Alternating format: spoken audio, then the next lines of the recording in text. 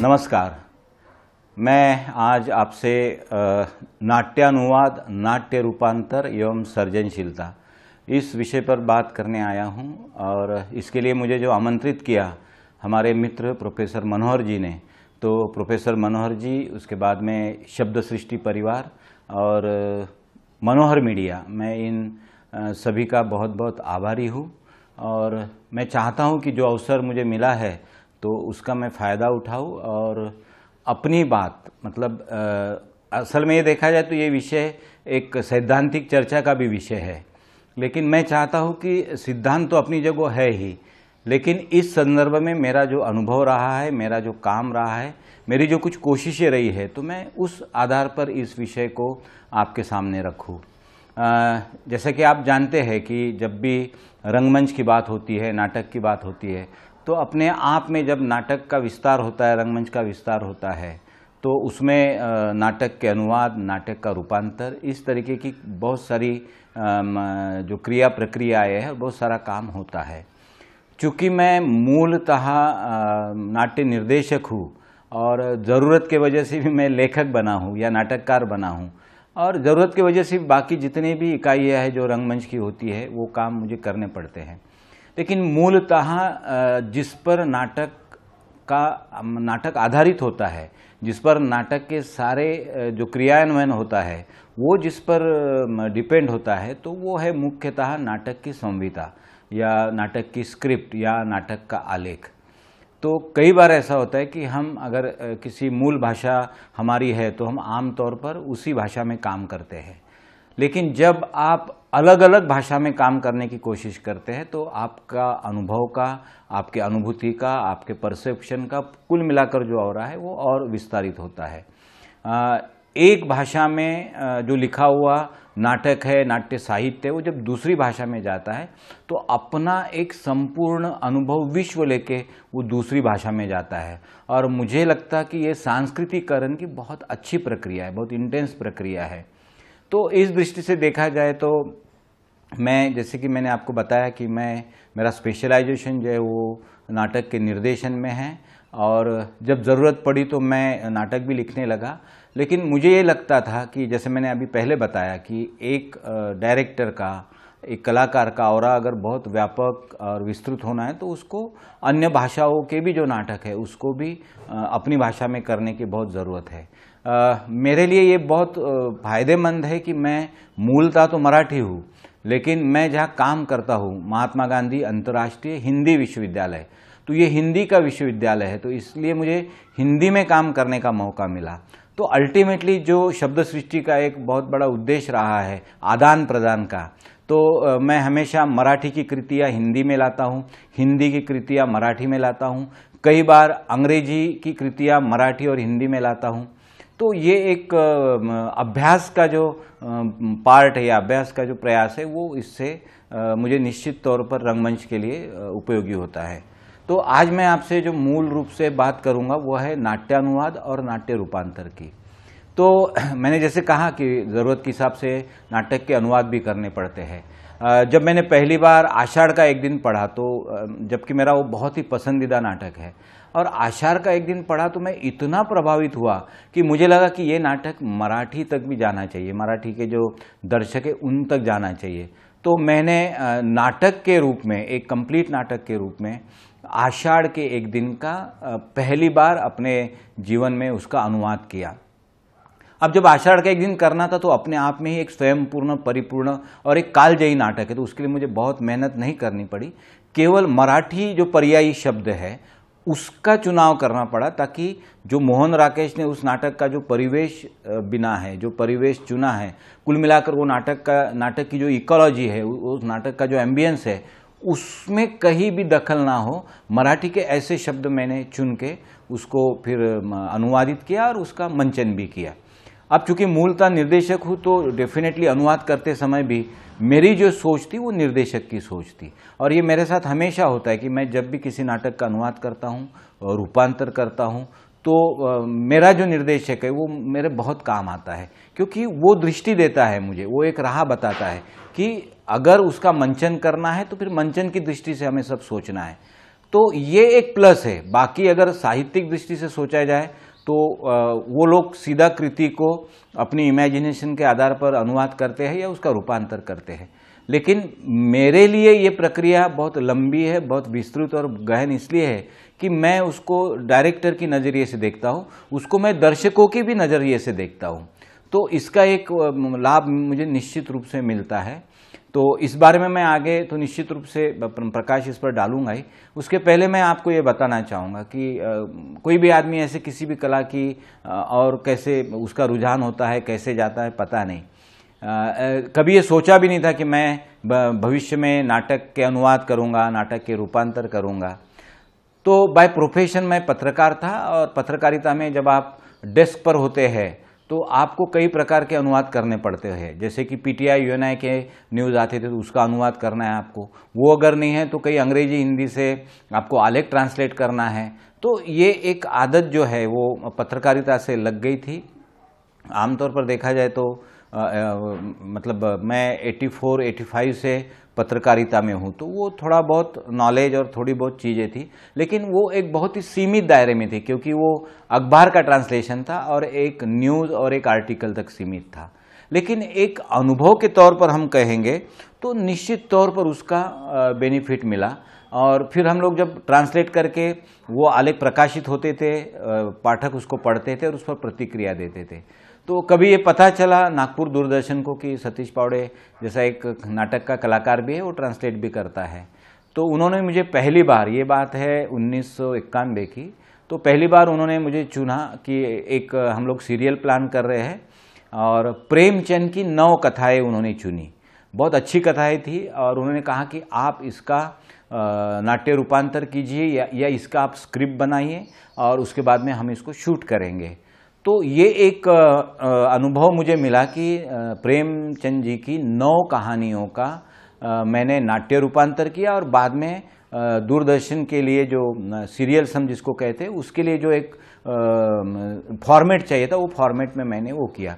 तो ये प्रक्रिया ने मुझे बहुत सिखाया कि जब प्रेमचंद जी को आपको प्रस्तुत करना है, उसका रूपांतर करना है, सीन वाइज उसको लिखना है, उसको पटकथा में लिखना है, तो एक मेरा ट्रेनिंग, एक मेरा प्रशिक्षण भी उस दौरान हुआ। और मुझे लगता है कि शायद मेरे जीवन में पटकथा लिखने का या किसी तरीके का नाट्य रूपांतर करने का ये मेरा पहला मौका था। मुझे बहुत कुछ सीखने के लिए उसमें से मिला है। दूसरा एक था कि उस समय जो वो समय जो था ये आंदोलनों का समय था। आप सब लोग जानते हैं कि नागपुर तो बहुत बड़ा सेंटर था, मैं नागपुर में ही रहता था।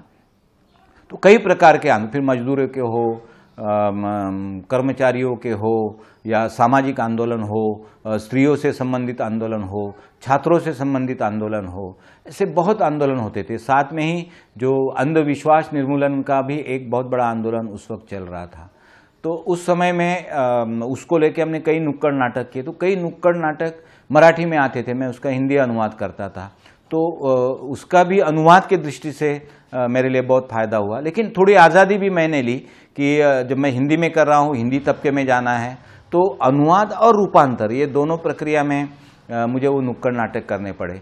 जब मित्रों को भी पता चला कि सतीश पावड़े लिखता भी है कुछ इस तरीके से, और चूँकि पथ कविता, नुक्कड़ नाटक ये सारे कार्यक्रम चल रहे थे, तो उसमें एकल नाटक करने का भी हमारे दोस्तों का एक प्रयास था। तो मैंने उस वक्त कई अपने दोस्तों को एकल नाट्य प्रस्तुति के लिए छोटे छोटे नाटक लिख के दिए। अब चूंकि मैं नाटककार था नहीं, इसके पहले मैंने नाटक कभी लिखे नहीं थे, लेकिन हाँ, नाटक ज़रूर समझ में आता, नाटक से क्या रखना है, नाटक में किस तरीके से रखा जाना चाहिए। तो ये अनुभव से, अभ्यास से और रिहर्सल से बहुत सारी चीज़ें आने लगी। लेकिन चूंकि मैं नाटककार नहीं था, मेरे पास अपना कोई मसाला था नहीं, या अपना कोई नाट्य वस्तु मेरे पास थी नहीं, लेकिन मैं बहुत मेरा रुझान था, ये कहिए कि मुझे बहुत पसंद थे। मैं धूमिल को पसंद करता था, मैं बाबा नागार्जुन को पसंद करता था, मैं दुष्यंत को पसंद करता था, मैं साहिर साहब को पसंद करता था, मैं कैफी आज़मी जी को पसंद करता था, मैं फैज़ अहमद फैज़ को पसंद करता था, मैं निदा फादली जी को, कितने नाम ऐसे मैं बताऊँ। तो इनका एक इम्पैक्ट हमेशा होता था कि एक क्रांति की बात ये सारे कविताओं में, नज़्म में, गज़लों में, शायरी में आती थी। तो मेरे दिमाग में आया कि क्यों न इन चीज़ों को लेके कुछ नई बात रखी जाए, कुछ प्रयोग धर्मिता के आधार पर। तो फिर मैंने उस वक्त कैफी आज़मी जी की कुछ कविताओं को लेकर मेरा शहर मुझे वापस लौटा दो, वो समय ऐसा था कि हिंदू मुस्लिम दंगे बहुत होते थे और ये सारी फसाद के पीछे जो जड़ होती थी वो राजनीति की जड़ होती थी, क्योंकि आम आदमी कभी ये नहीं चाहता कि हिंदू मुस्लिम के झगड़े हो, ये भाईचारा खत्म हो। तो उस पर मैं कैफी जी की शायरी को लेकर, उनकी नज़्म को लेकर एकल नाटक लिखा था जिसका नाम था मेरा शहर मुझे वापस लौटा दो। ये बहुत सक्सेस रहा, कई 100 उसके शो हुए और हमारे मित्र थे और जो बहुत अच्छे सामाजिक कार्यकर्ता भी थे, बंड्या साने जिनका नाम है, उसके बाद में रमेश लखमापुरी जी, इन्होंने बहुत शो किए। इसकी सफलता को देख के फिर उन्होंने मुझे मांग की। तो फिर मैं बताना चाहूँगा कि चूँकि नाटककार नहीं होता था तो मैंने फिर धूमिल को, दुष्यंत जी को, साहिर को, अच्छी अच्छी कविताओं को एकत्र कर कर मेरी आवाज़ सुनो, ये मैंने दूसरा एकल नाटक लिखा और ये भी सक्सेस रहा। तो ये सारी प्रक्रिया में अनुवाद का जो एक अनुवाद की जो एक प्रक्रिया है या अनुवाद की जो तकनीक है, ये थोड़ी थोड़ी मुझे समझ में आ रही थी। और साथ में ये भी था कि उसको रूपांतर जब हम करते हैं तो रूपांतर में भी क्या क्या चीज़ें होना चाहिए। एक तरफ आपकी कविताएं हैं, दूसरी तरफ आपका नाटक है। तो ये सारी सीखने की प्रक्रिया थी और निश्चित रूप से इसका मुझे फ़ायदा हुआ। आगे चलकर जब मैं रंगमंच में पूरी तरह आया, नाटक लिखने की बहुत इच्छा थी, लेकिन चूंकि मैं इतना ट्रेंड नहीं था कि मैं नाटक भी लिख पाऊँ, तो मैंने सोचा कि चलो कुछ अच्छे नाटकों का ट्रांसलेट किया जाए, उसको अनुवादित किया जाए, उसका नाट्य रूपांतर किया जाए। तो नाटक के फॉर्म को लेके, नाटक के जॉनर को लेके कुछ कोशिशें मैंने उस समय की। तो मुझे लगता है कि जैसा मैंने अभी आपको बताया कि आषाढ़ का एक दिन का मैंने पहली बार अनुवाद किया, इसके साथ में ही लहरों के राजंस है मोहन राकेश जी के। उसके बाद में अल्बोर कामो के 2 बहुत प्रसिद्ध नाटक है जो मेरे बहुत करीब है और मुझे बहुत पसंद है, जिसमें क्रॉस पर्पज़ है, द जस्ट है। उसके बाद में ऑगस्टिन स्ट्रेनबर्ग का द फादर है। इसके अलावा नत्था खड़ा बाजार में है, एक बार फिर गोदो है, हे राम है, दर्शन है। उसके बाद में मैक्सिम गोर्की का बहुत ही 100 साल पहले लिखा हुआ एक बहुत ही फेमस नाटक था जिसके दुनिया में कई हजारों शो हो गए, द लोअर डेप्थ। तो वो मैंने गंदी गली के नाम से किया।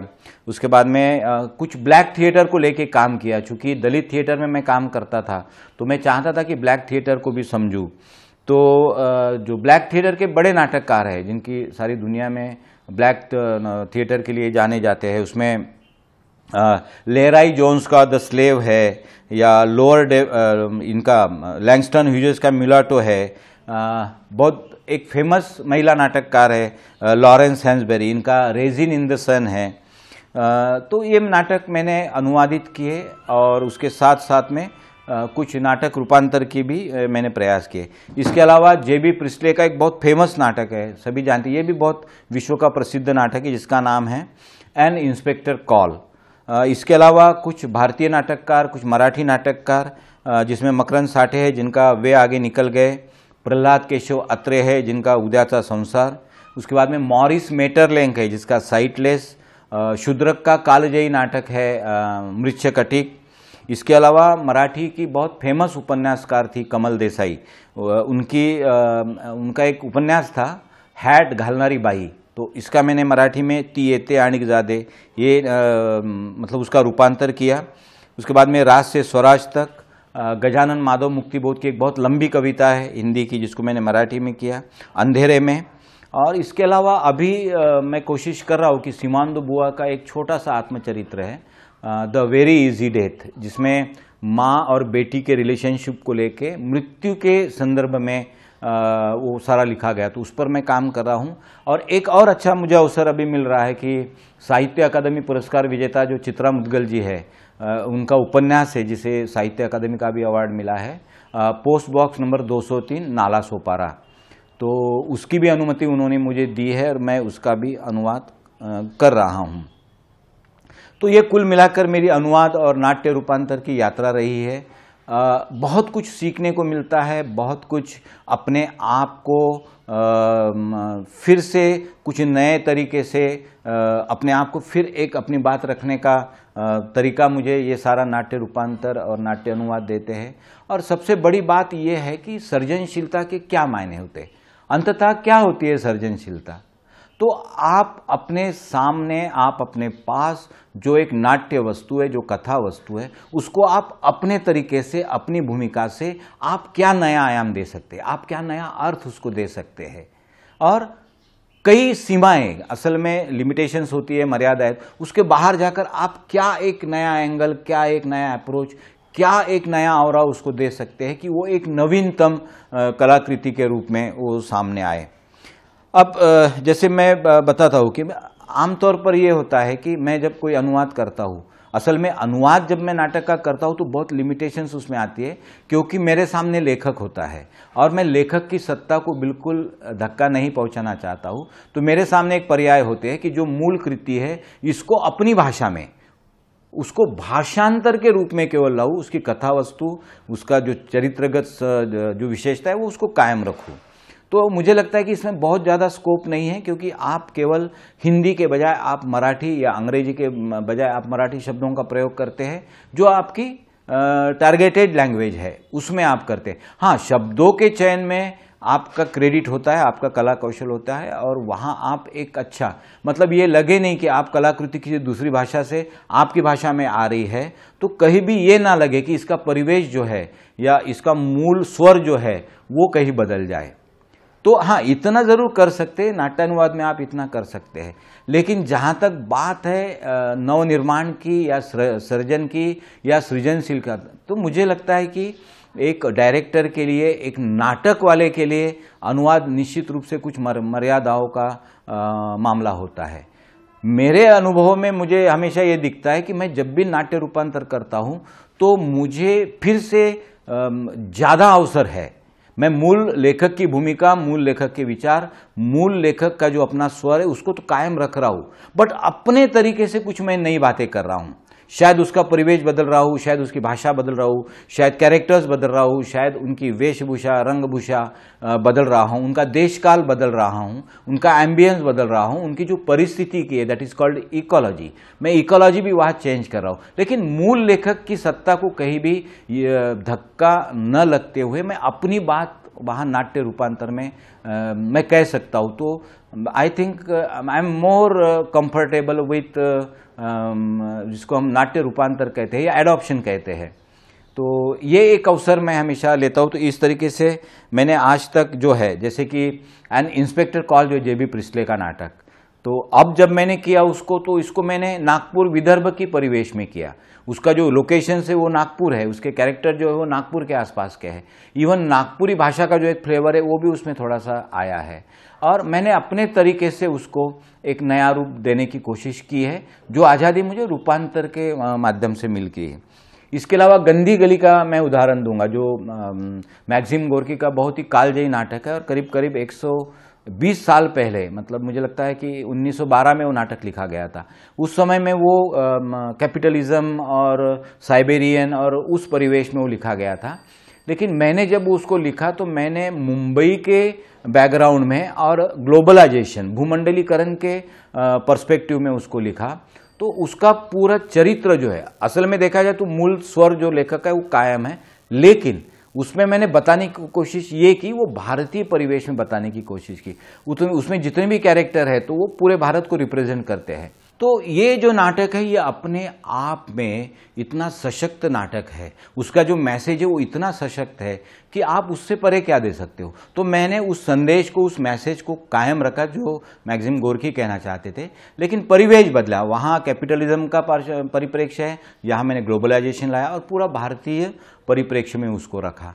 और कैरेक्टर्स भी जो आए हैं वो भी सारे भारतीय है, पूरा भारत इकट्ठा उसमें होता है। भाषा के स्तर पर भी मैंने उसमें नए प्रयोग किए, फिर भोजपुरी है, मराठी है, गोवा की है, कोंकणी है, वराडी है, इस भाषा का। तो मुझे लगता है कि यहाँ मुझे बहुत ज़्यादा स्कोप मिला। और फिर असल में जिस सर्जनशीलता की बात हम करें तो इससे और ज़्यादा क्या हो सकता है कि मूल लेखक को कायम रख के आप एक नया विश्व, एक नया सर्जन, एक नई दुनिया आप खड़े कर रहे हो।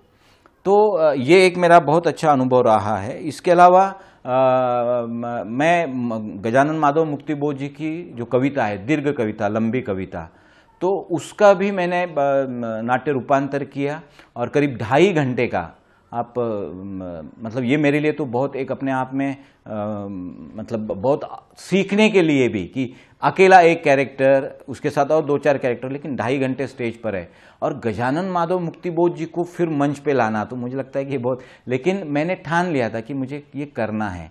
गजानन माधव मुक्तिबोध जी की कविता जो है ट्रांस की कविता है, ये संज्ञा की कविता है, और फिर उस संज्ञा को पकड़ना, उसमें के बिंब पकड़ना, और फिर उस बिंब को नाट्य रूपांतर के माध्यम से रंगमंच पर जीवित करना, या उस बिंबों को सजीव बनाना, या उस बिंबों को रंगमंचीय प्रतिमान देना।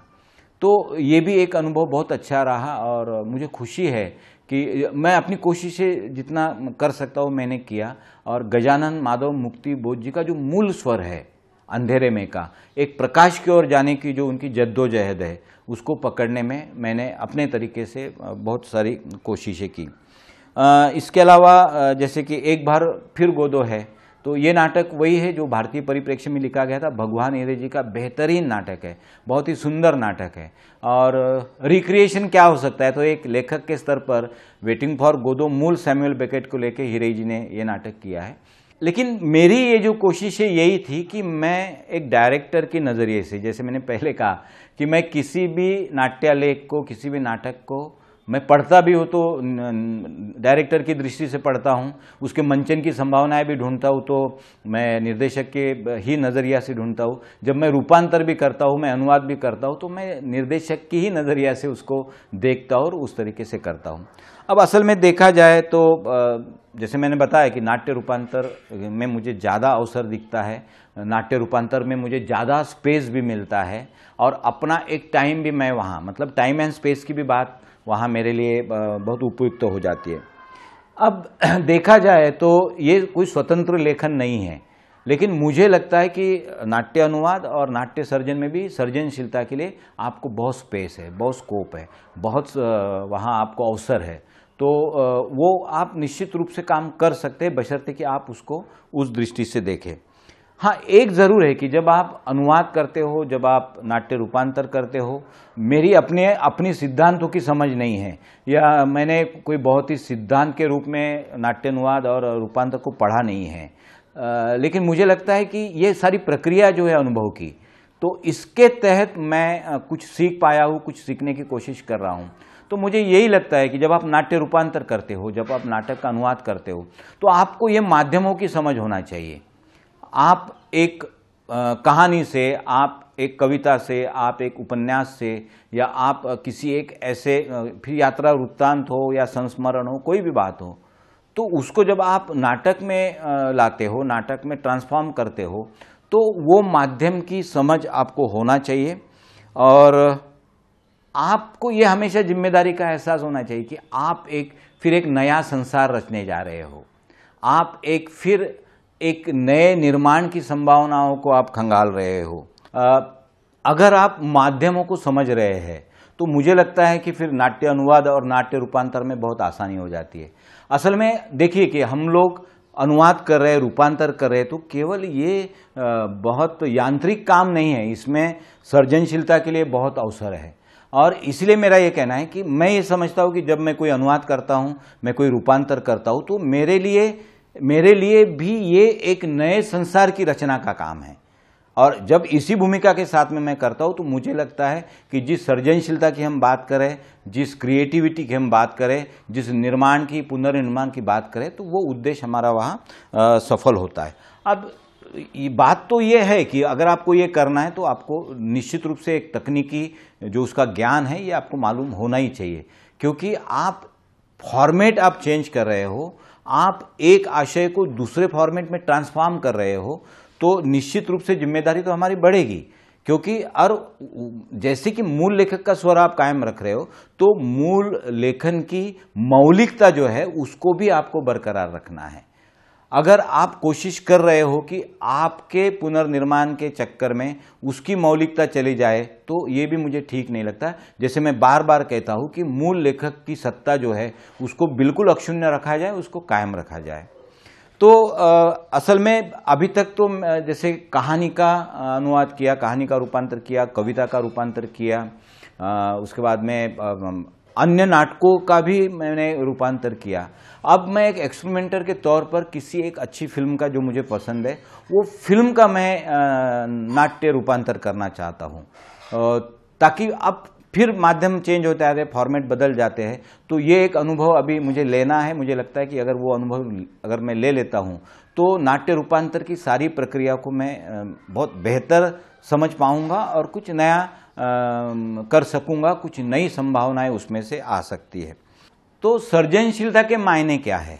और जब मैं नाट्य अनुवाद कर रहा हूं तो आपके सामने एक पूर्व में किसी लेखक ने लिखी हुई कृति आपके पास में है, लेकिन जब आप नाट्य रूपांतर कर रहे हो तो निश्चित रूप से आपके पास किसी एक लेखक की कृति होना ही चाहिए, ये जरूरी नहीं है। आप किसी एक सिचुएशन का भी नाट्य रूपांतर कर सकते हैं, आप किसी एक कल्पना का भी नाट्य रूपांतर कर सकते हैं। और जैसे भी मेरे दिमाग में चल रहा है कि मैं कोई एक ऐसा अदृश्य नाटक लिखूं कि जिसमें केवल ध्वनि हो, तो वो ध्वनि की जो मूल इमेजिनेशन है, आपके सामने मंच रहेगा, आपके सामने नाटक भी रहेगा, म्यूजिक रहेगा, पूरा नाटक के फॉर्म में रहेगा, बट मंच पर कोई भी एक्टर नहीं रहेगा। तो केवल ध्वनि का और साउंड इफेक्ट के माध्यम से हम इमेजिन कर सकते हैं कि ये कैरेक्टर यहाँ से वहाँ जा रहा है, वहाँ से आ रहा है। तो ये ध्वनि की जो अपनी एक नई तकनीक है, उसको लेके मैं ये करना चाहता हूँ कि ध्वनि के माध्यम से विशिष्ट कोई एक सिचुएशन को किस तरीके से अदृश्य नाटक के रूप में उसको रूपांतर किया जाए।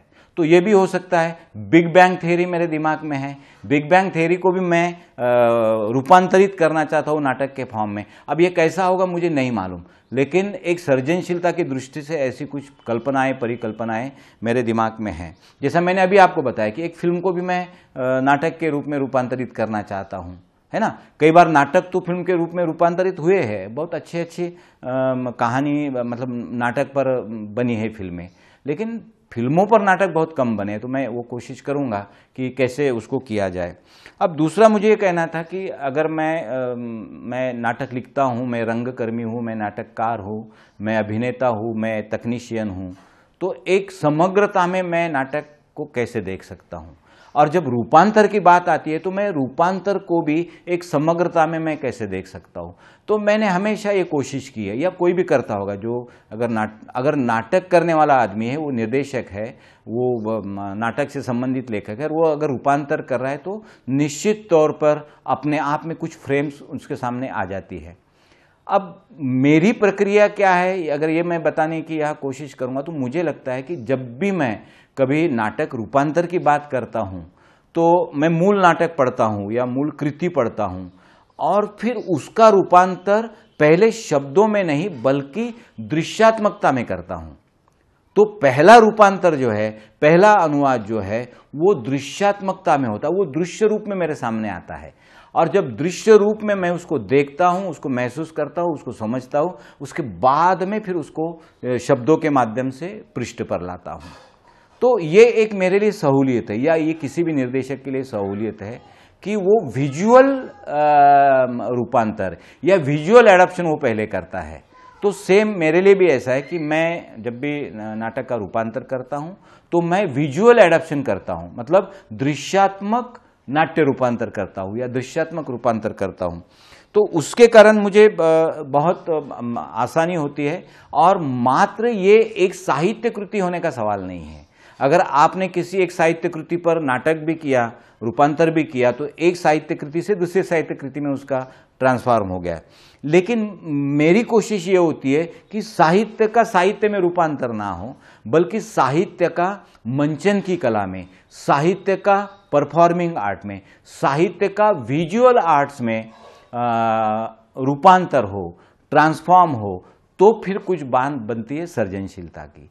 अदरवाइज क्या है, फिर आप एक कृति उठा के उसका ट्रांसलेट कर दिए, उसको रूपांतर कर दिए, तो मुझे नहीं लगता कि जो एक किसी एक कलाकार की खोज होती है अपनी, एक कलाकार जो खोजता है, जो अपने आप में खोजता है, वो कृति में खोजता है, उसको एक समानांतर जो अनुभव है वो उस कृति में मिलते हैं और वो समानांतर अनुभव लाना चाहता है, पर समानांतर अनुभव से भी आगे जाना चाहता है।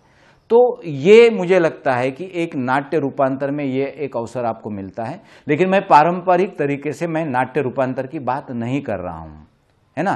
जैसे कि अभी उत्तर आधुनिक जो समय है, उत्तर आधुनिक जो थेरीज है या उत्तर आधुनिक जो रंगमंच आया, तो उसमें हो रहा है ये, उसमें अपनी बात स्क्रिप्ट से आगे जाकर, है ना, नाटक से आगे जाकर कुछ अपनी बात हो रही है, आइडियाज का रूपांतर हो रहा है, ट्रांसफॉर्मेशन ऑफ आइडियाज, है ना, कल्पना परिकल्पनाओं का रूपांतर हो रहा है, किसी एक ध्वनि का रूपांतर हो रहा है, किसी एक इंस्टॉलेशन आर्ट का रूपांतर हो रहा है, ग्राफिक आर्ट का रूपांतर हो रहा है। इतना ही नहीं तो आज एक नया फॉर्म है ग्राफिटी का भी नाट्य रूपांतर हो रहा है।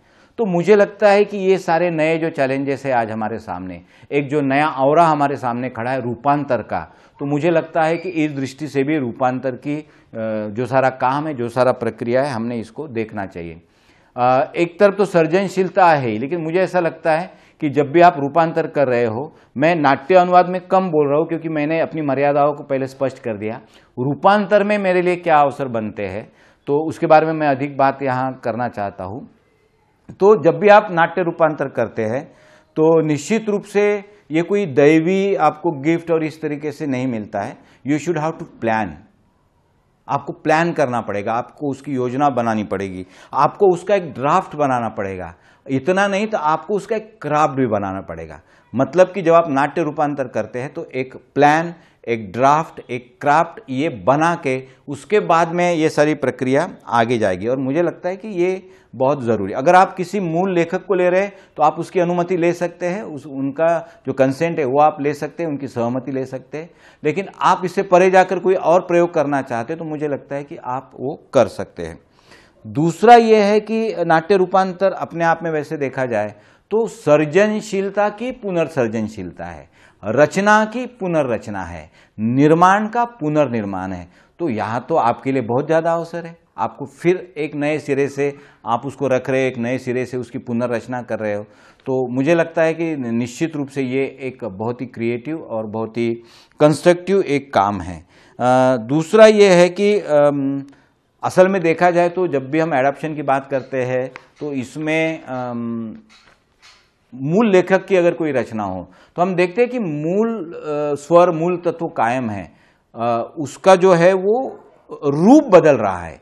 रूपांतर का मतलब क्या है? अंततः रूप बदलता है लेकिन आत्मा कायम है। लेकिन जब आप स्वतंत्र रूप से रूपांतर कह रहे हो तो उसका भी अपना एक ये होगा, आप ट्रांसफॉर्म कर रहे हो, आप रूपांतर कर रहे हो, आप रूप बदल रहे हो। तो ये रूप बदलने का जो सैद्धांतिक पक्ष है, रूप बदलने का जो अभ्यास का पक्ष है, रूप बदलने का जो व्यावहारिक पक्ष है, उसको आपको ध्यान में रखना बहुत ही ज़रूरी है। और जब हम ये काम कर रहे होते हैं, अगर संहिता लिखित रूप में आ रही है तो भाषा के प्रति आपको बहुत सजग रहना है, आपको भाषा के प्रयोग के प्रति आपको सजग बहुत रहना है। कई तरीके की नाट्य भाषा की मैं बात कर रहा हूँ, मैं केवल लिंग्वल और लिटरेरी भाषा की बात नहीं कर रहा हूँ। I am talking about the language of theatre और लैंग्वेज ऑफ ड्रामा। तो ये लैंग्वेज को भी आपको समझना बहुत ज़रूरी है। तो मुझे लगता है कि जब इतना सारा आप करते हैं तो नाट्य रूपांतर का आपका अपना एक डिज़ाइन तैयार हो जाता है, आपका अपना एक विन्यास तैयार हो जाता है। और मुझे लगता है कि यह विन्यास ही आपकी सृजनशीलता है। आप अलग क्या कर रहे हो? तो आप अपना डिज़ाइन कर रहे हो। You are going to create your own design. तो ये डिज़ाइन बनाना मुझे लगता है कि सृजनशीलता की एक चरम सीमा है, चरम कड़ी है, और उसी के आधार फिर जो आपके सामने कृति आ रही है उसकी बात हो सकती है। दूसरा मामला ये है कि अब मैंने दो पद्धतियाँ बताई कि एक वो है जो शब्दों से परे जाके आप किसी कथा बिंदु को, किसी आइडिया को, किसी कल्पना को, किसी एक एहसास को, किसी एक अनुभूति को आप उसको रूपांतर कर रहे हो। और एक तरफ है जो मूल कृतिया को लेकर ऑलरेडी जो पब्लिश हो चुकी है या जो लिखित रूप में उसको करे। तो आपको ये दोनों का जो डिफरेंस है ये आपको निश्चित रूप से समझना पड़ेगा। मेरी कोशिश अब ये है कि मनुष्य की भावनाएं, मनुष्य के इमोशंस, मनुष्य का जो अपना अंदर का हैपनिंग है, उसके दिमाग में जो चल रहा है, उसके मन में जो चल रहा है, जो आसपास का उसका एम्बियंस है, आसपास की जो परिस्थिति है, इसको कैसे आप पकड़े।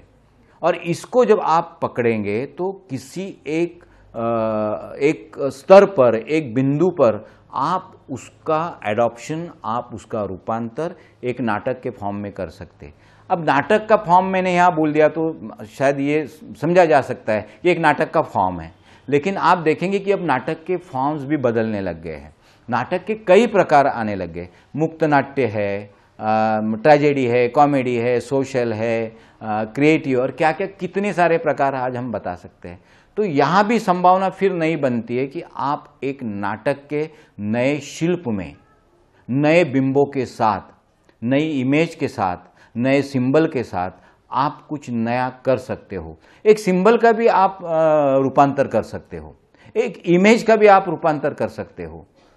तो अंततः ये जो है, ये सृजनशीलता के मायने हैं, ये सृजनशीलता की प्रक्रिया है, ये सृजनशीलता की एक परिस्थिति की है। It's a ecology of creativity. हमें सोचना चाहिए, हमें ये भी सोचना चाहिए कि परिस्थिति की केवल भौगोलिक परिस्थिति का हम विचार नहीं कर रहे, या भौगोलिक टर्म में हम उसका विचार नहीं कर रहे, या एम्बियंस का, या एटमॉस्फेयर का, या जिसको हम पर्यावरण कहते हैं। ये केवल जियोलॉजिकल हम बात नहीं कर रहे, हम क्रिएटिविटी की बात कर रहे हैं, हम रचना की बात कर रहे हैं, पुनर्रचना की बात कर रहे हैं, पुनर्निर्माण की बात कर रहे हैं। तो मुझे ऐसा लगता है कि नाट्य रूपांतर को लेके आप एक क्रिएटिव इकोलॉजी, इसके ढंग से भी आप सोच सकते हैं, क्रिएटिव एम्बियंस, इसके ढंग से भी आप सोच सकते हैं। तो मुझे लगता है कि बहुत संभावनाएं हैं। मैं चूँकि रंगकर्मी हूँ, मैं रंगमंच के हिसाब से सोचता हूँ, मैं नाटक के हिसाब से सोचता हूँ, मैं नाट्यालेख के हिसाब से सोचता हूँ, मैं इम्प्रोवाइजेशन की एंगल से सोचता हूँ। और मुझे लगता है कि नाट्य रूपांतर केवल शब्दों का रूपांतर नहीं है, नाट्य रूपांतर केवल कुछ लाइनों का रूपांतर नहीं है, नाट्य रूपांतर किसी एक नाटक का भी रूपांतर नहीं है, बल्कि नाट्य रूपांतर एक मूल तत्व का, एक मूल आइडिया का, एक मूल परिकल्पना का, एक मूल एहसास का, एक मूल अनुभूति का, एक मूल थॉट का भी रूपांतर हो सकता है। अब आप जिस तरीके से करेंगे, जितना उसको नए तरीके से करेंगे, कुछ अपनी बात रखेंगे, कुछ अपनी बात बताएंगे, तो वो आपकी है सृजनशीलता। धन्यवाद।